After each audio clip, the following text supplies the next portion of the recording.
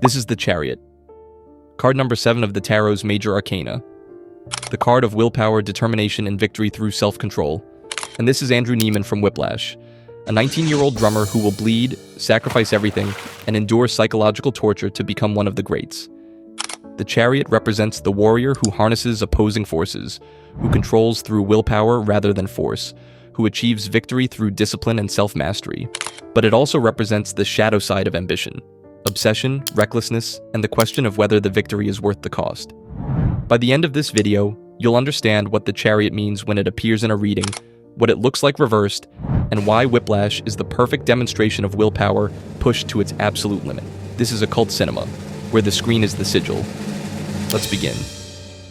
Understanding the Chariot card. The Chariot appears to move forward with purpose, to harness opposing forces, to achieve victory through sheer willpower. In Kabbalistic tradition, the Chariot represents Path 18 on the Tree of Life, connecting Bina, understanding, the divine feminine principle of form, to Gebura, severity, the principle of strength and judgment. This is the path where understanding becomes action, where wisdom becomes power, where discipline becomes victory. The Chariot corresponds to the Hebrew letter Cheth, which means fence or enclosure, the boundary that protects, the container that holds opposing forces together, the structure that allows control. And it corresponds to the zodiac sign Cancer, ruled by the moon, the sign of emotional depth, protective armor, and the warrior who fights for what they love. Look at the traditional imagery. An armored warrior sits in a chariot. He wears a crown of stars, representing divine guidance and cosmic protection. On his chest is a square symbol of the earth element, grounding and stability. On his shoulders are crescent moons, representing emotional mastery and the Cancer energy of this card. But here's what's crucial. The Chariot is pulled by 2 sphinxes, one black and one white. They represent opposing forces, light and dark, masculine and feminine, passion and discipline, forward and backward. And notice, there are no reins. The Charioteer doesn't control these opposing forces through physical restraint. He controls them through willpower, through focused intention, through the sheer force of his determination. Behind him stands a city or castle, representing what he's built, what he's protecting, civilization and order. Above him stretches a canopy of stars, cosmic protection and divine blessing. In his hand, he holds a wand or scepter, symbol of authority and directed will. The Chariot's core message is this: you have opposing forces within you and around you. You must harness them, control them, direct them toward your goal. Victory comes not through brute force, but through self-mastery, through discipline, through unwavering focus on your destination. When the Chariot appears upright in a reading, it signals a time of determination, willpower, and moving forward with purpose. It represents overcoming obstacles through discipline, controlling conflicting desires, achieving victory through self-control, and harnessing opposing energies to propel you toward your goal. The Chariot says, you have what it takes. Focus your will, control the opposing forces, move forward with determination. The reversed Chariot asks, are you in control or out of control? Are you directing your energy or is it directing you? Are you moving forward with purpose or just moving? And this is exactly what we see in Whiplash. The film shows us both the upright Chariot, Andrew's incredible willpower, discipline, and ultimate triumph, and the reversed Chariot, his obsession, his recklessness, his loss of control, and the devastating cost of his victory. Andrew as the Charioteer. Andrew Neiman is a first-year student at Schaffer Conservatory, the best music school in the country. He's a jazz drummer, and he has one singular goal: to be one of the greats. Not just good, not just successful, one of the greats. Like Buddy Rich, like Charlie Parker. Someone people will talk about at dinner tables decades after he's gone. This is the Chariot's focus. This is the unwavering determination, the singular purpose, the destination that everything else is sacrificed for. Andrew practices alone in the practice rooms, drumming until his hands bleed. He's noticed by Terrence Fletcher, the conductor of studio band, the top ensemble at Schaffer. Fletcher is legendary, terrifying, and known for producing the best musicians in the country. Fletcher recruits Andrew as an alternate drummer. This is Andrew's chance. This is the Chariot he's been waiting to climb into. And once he's in, he will not let go. He will endure anything, sacrifice everything to reach his destination. This is the Charioteer, armored, determined, focused on the goal ahead. Andrew puts on his armor, emotional walls, isolation, single-minded focus. He sits in his chariot, studio band, Fletcher's ensemble, the vehicle that will take him to greatness, and he prepares to control the opposing forces that will try to tear him apart. The journey has begun, and there's no turning back. The two Sphinxes, opposing forces. In the Chariot card, two Sphinxes pull the chariot in opposite directions. One is black, one is white. They represent the opposing forces that the charioteer must control, must harness, must direct toward a single purpose. In Whiplash, these two Sphinxes are clear. The black Sphinx is Fletcher. He is harsh, cruel, destructive. He throws chairs at Andrew's head. He slaps him repeatedly, screaming, "Are you rushing or dragging?" He psychologically tortures him, humiliates him, breaks him down. Fletcher represents external pressure, cruelty, the dark force that could destroy Andrew if he lets it. Fletcher tells a story to justify his methods. Joe Jones, a famous drummer, once threw a cymbal at Charlie Parker's head during a performance, humiliating him in front of everyone. Parker went away, practiced obsessively, and came back as Bird, one of the greatest jazz musicians who ever lived. Fletcher believes that abuse creates greatness, that cruelty pushes people beyond their limits, that the next Charlie Parker would never be discouraged. This is the Black Sphinx. This is the dark force that Andrew must control. If he lets Fletcher destroy him, if he breaks under the abuse, if he gives up, the Black Sphinx wins. The chariot stops moving, the journey ends. The White Sphinx is Andrew's passion, his pure love of drumming, the reason he started playing in the first place, the joy, the creativity, the artistic expression. This is the light force, the innocent force, the reason the journey matters. But the White Sphinx can also pull the chariot off course. If Andrew lets passion make him sloppy, if he plays from emotion without discipline, if he loses the technical precision that greatness requires, the White Sphinx wins, the chariot veers off the path, the destination is missed. Andrew must control both Sphinxes. He must endure Fletcher's cruelty without being destroyed by it. He must maintain his passion without letting it make him undisciplined. He must harness both the dark and the light, the harsh and the pure, the external pressure and the internal drive. This is the chariot's challenge, and Andrew faces it every single day in studio band.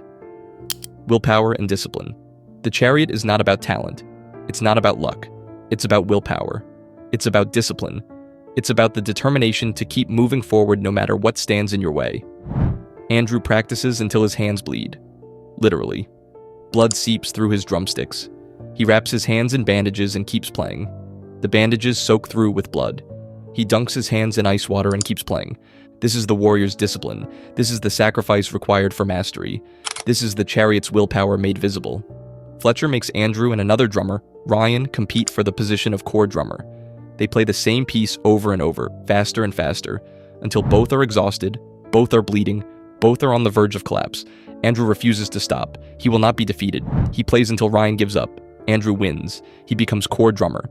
But the victory comes at a cost. His hands are destroyed. His body is exhausted. His relationships are suffering. Andrew is dating a girl named Nicole. She works at a movie theater. She's sweet, kind, interested in him.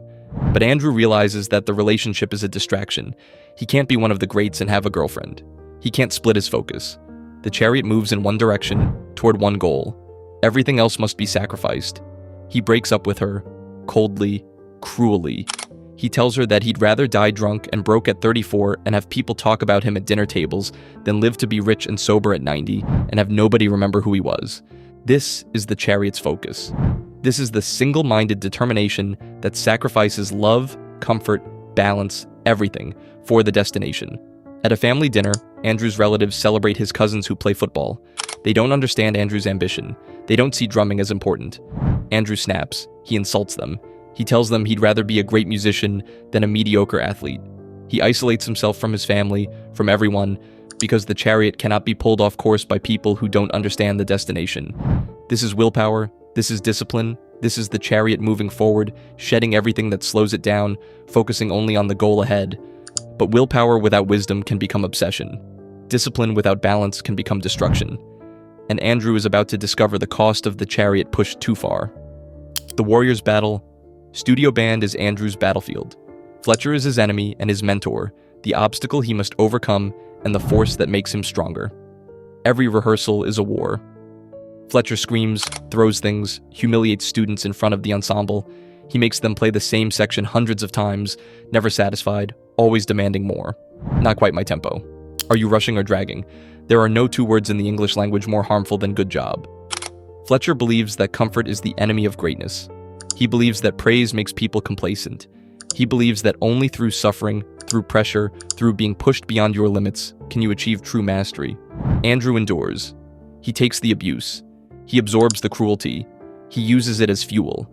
Every insult, every humiliation, every moment of torture becomes motivation to practice harder, to play better, to prove Fletcher wrong by proving Fletcher right, by becoming great. This is the warrior's path. This is the chariot's journey. The battlefield is brutal, but the warrior doesn't retreat. The enemy is cruel, but the warrior doesn't surrender. The armor is heavy, but the warrior keeps moving forward. Andrew's father doesn't understand. He sees his son bleeding, exhausted, isolated, and he's worried. But Andrew tells him, "I'm upset you didn't push me hard enough." Andrew doesn't want protection. He wants pressure. He doesn't want comfort. He wants challenge. This is the chariot's mindset. This is the warrior who chooses the hard path because the hard path leads to the destination. But there's a former student of Fletcher's named Sean Casey. He committed suicide. He cited anxiety and depression from Fletcher's teaching methods. This is the cost of the battlefield.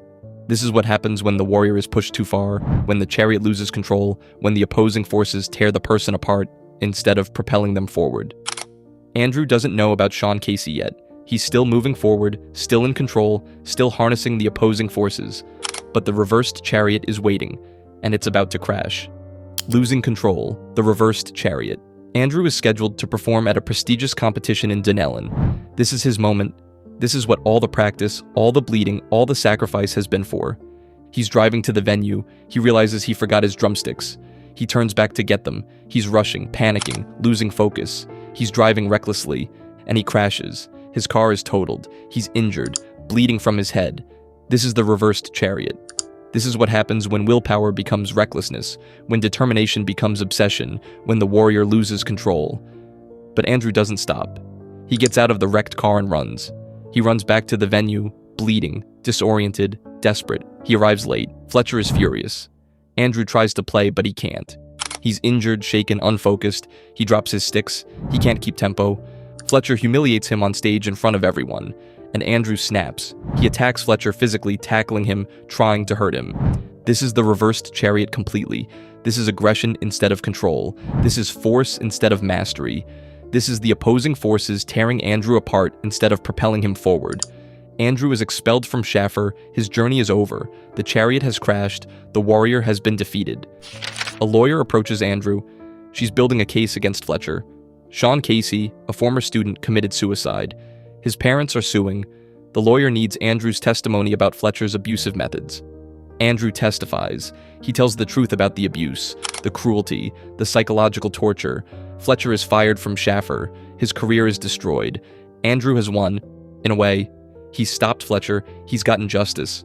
But he's also lost. He's no longer drumming. He's no longer moving toward his goal. The chariot has stopped. The destination is unreachable. This is the cost of losing control. This is the reversed chariot's lesson. Willpower without wisdom leads to destruction. Discipline without balance leads to collapse. The warrior who doesn't know when to stop ends up defeated. The setup: Fletcher's revenge. Months pass. Andrew has given up drumming. He's working at his father's school. The fire is gone. The ambition is dead. The chariot sits abandoned. One night, Andrew goes to a jazz club. And there, playing piano, is Fletcher. They talk. Fletcher buys him a drink. Fletcher defends his methods. He tells Andrew that the next Charlie Parker would never be discouraged. He says he never apologizes for how he tried. He admits he never really had a Charlie Parker, but he tried. He actually tried. And then Fletcher offers Andrew something. He's conducting a band at the JVC Jazz Festival, a prestigious event. He needs a drummer. He invites Andrew to play. Andrew agrees. The chariot is moving again. The warrior is back on the battlefield. The destination is in sight once more. But Fletcher has a plan. This is his revenge. Andrew testified against him, destroyed his career, got him fired. Fletcher knows it was Andrew, and he's going to humiliate him in the most public way possible. At the JVC festival, in front of a packed audience, in front of Andrew's father, in front of scouts and musicians and everyone who matters, Fletcher gives Andrew a folder with the music they'll be playing. Andrew walks on stage. Fletcher counts off the first song, but the music in the folder is wrong. It's not the song Fletcher is conducting. Andrew doesn't know this piece. He's lost, confused, humiliated. He can't play. He stops. The band stops. The audience stares. Fletcher leans in and whispers, "I know it was you." This is Fletcher's revenge. This is the Black Sphinx turning on the Charioteer, trying to destroy him completely. This is the moment when Andrew could give up, could walk away defeated, could let the opposing forces win. Andrew walks off stage. His father tries to comfort him. It's over. The journey has ended. The chariot has been defeated. But then Andrew stops. He looks back at the stage, and he makes a choice. The triumph, taking control. Andrew turns around. He walks back onto the stage. Fletcher is introducing the next song. Andrew interrupts him. He walks to the drums. He sits down, and he counts off a song he knows. Caravan. Fletcher is shocked. The band is confused, but Andrew starts playing, and the band follows him. This is the moment. This is the chariot taking control. This is the charioteer who doesn't need reins because the Sphinxes obey his will. This is willpower made manifest. Andrew plays. He plays with everything he has. He plays with all the discipline, all the practice, all the bleeding, all the sacrifice. He plays with the passion that made him start drumming in the first place. He plays with the fury of Fletcher's abuse and the purity of his love for music. He controls both Sphinxes. The Black Sphinx, Fletcher's cruelty, has made him strong. The White Sphinx, his passion, has kept him alive. And now, in this moment, he harnesses both. He directs both toward a single purpose. He achieves victory through self-mastery. The performance builds. Andrew launches into an extended drum solo. His hands are bleeding again. His face is intense, focused, transcendent. He's not thinking, he's not doubting, he's simply being. He's in complete control and completely free at the same time.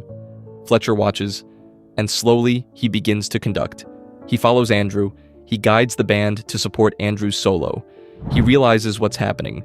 Andrew is great. Andrew is the Charlie Parker he's been searching for. Andrew has achieved what Fletcher's methods were designed to create. They lock eyes. Andrew nods. Fletcher nods. There's recognition, understanding, a moment of connection between the warrior and the force that forged him. The performance ends. The audience erupts. Andrew has triumphed. The chariot has reached its destination. Victory through willpower. Victory through discipline. Victory through self-control. But the film ends on Andrew's face, and it's ambiguous. Is this triumph or tragedy? Has Andrew won, or has Fletcher won? Has Andrew mastered himself, or been destroyed by his obsession? The chariot has reached its destination, but at what cost? The lesson. So what does the chariot teach us through Andrew's journey in Whiplash? First, willpower can achieve the impossible. Andrew endured abuse, injury, humiliation, and loss. He kept moving forward. He never gave up. And in the end, he achieved his goal. He became great. The chariot says, if you focus your will, if you harness opposing forces, if you refuse to stop, you can reach any destination. Second, discipline requires sacrifice. Andrew sacrificed his relationship, his family connections, his physical health, his balance. The chariot doesn't move forward while carrying excess weight. Everything that doesn't serve the destination must be left behind. This is the warrior's path. This is the cost of mastery. Third, you must control opposing forces, not be controlled by them. Andrew had to endure Fletcher's cruelty without being destroyed by it. He had to maintain his passion without letting it make him undisciplined. The two sphinxes, the black and the white, the harsh and the pure, must be harnessed, directed, controlled. If they control you, the chariot crashes. Fourth, there's a difference between control and force. The chariot has no reins. The charioteer doesn't control through physical restraint. He controls through willpower, through focused intention. When Andrew takes control in the final performance, he doesn't force the band to follow him. They follow because his will is so clear, so powerful, so undeniable that they have no choice. This is mastery, not domination. Fifth, the reversed chariot is obsession without wisdom. The car accident, the attack on Fletcher, the loss of everything that makes life worth living. When willpower becomes recklessness, when discipline becomes obsession, when the warrior doesn't know when to stop, the chariot crashes. The opposing forces tear you apart instead of propelling you forward. And finally, victory has a cost. Andrew achieved his goal. He became great, but he lost his relationship, his family, his health, possibly his humanity. The film's ending is ambiguous because the question is ambiguous. Is this worth it? Is the destination worth the journey? Is greatness worth everything you have to sacrifice to achieve it? The chariot doesn't answer that question. The chariot only says, if you choose this path, if you commit to this destination, if you harness these opposing forces, you will get there. But you must count the cost. When the chariot appears upright in your reading, it's telling you, you have the willpower to achieve your goal. Focus your energy, control the opposing forces within you and around you, move forward with determination. Victory is possible through discipline and self-mastery. When the chariot appears reversed, it's warning you. You're losing control. You're being pulled in opposite directions. You're forcing things instead of mastering them. You're moving fast, but toward the wrong destination. Or you're so obsessed with the destination that you're destroying yourself in the journey. Andrew Neiman harnessed opposing forces, endured brutal discipline, and achieved his goal through sheer willpower. He became the chariot. He reached his destination. He triumphed. But the film leaves us with a question. Was it worth it? And that's the question the chariot always asks. Because the card doesn't promise that the destination will make you happy. It only promises that if you have the willpower, the discipline, and the ability to control opposing forces, you will get there. The rest is up to you. Next week, we're looking at card 8. Strength. Not the strength of force, but the strength of gentleness. Hit subscribe so you don't miss it. Drop a comment. What's your chariot moment? When did willpower get you through something impossible? And what did it cost? Remember, victory through self-control. Harness the opposing forces. Move forward with purpose. I'll see you next week for strength.